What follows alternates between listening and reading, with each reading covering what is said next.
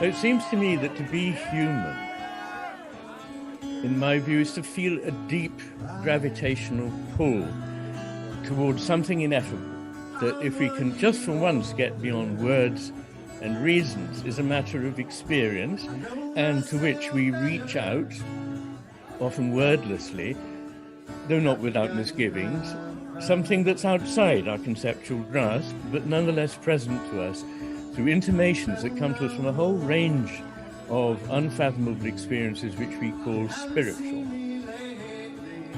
Now, that's the experiential aspect, but what is the left hemisphere going to do with it? It's going to do three things particularly. It's going to analyze it into parts. It's very good at understanding parts. It doesn't see wholes. So it will start to take it apart and see what it's made of in order to understand it better. It also tends to see things in categories. It wants to know, what pigeonhole can I put this in? So it wants to compare it with something else. And by definition, there is nothing with which this can be in any way compared. And to express it in language. And the language is expressed, language we have, the language that we use, is there for us to negotiate pretty much the everyday world. As Nietzsche said, language makes the uncommon common, because the uncommon is always outside of our usual categories to which words refer. And so you have to use language in a very special way that can be done.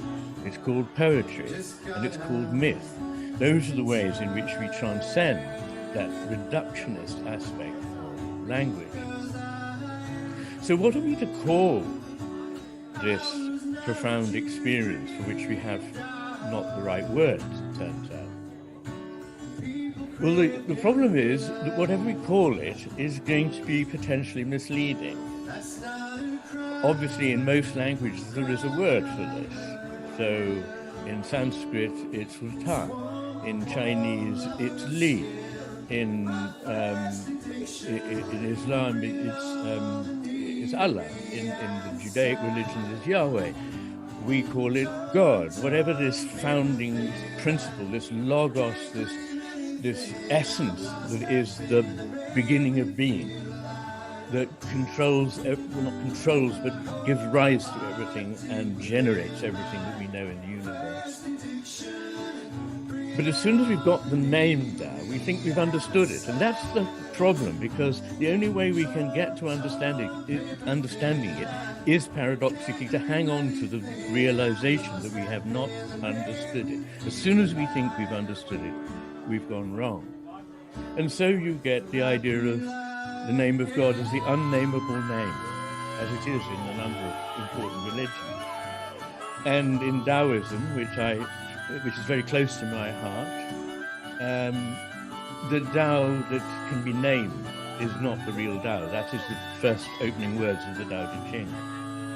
And in Christianity, the other thing to which my heart is very, very close, St. Augustine says, si comprehendis, non est Deus. If you understand it, then it's not God you've understood.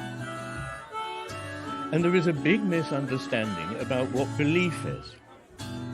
Belief, I think one of the great barriers to belief in the modern world is that it has been, after several years of tyrannical analytic philosophy, it has been taken to mean assent to various propositions, which clever men in Oxford and Cambridge, and women in Oxford and Cambridge, can spin logical puzzles with and prove that whatever you think you know, you don't know, which is fine if it would stop there.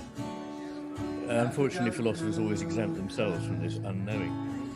But belief is not about signing up to 6 impossible things before breakfast. Belief is not propositional, it's dispositional. As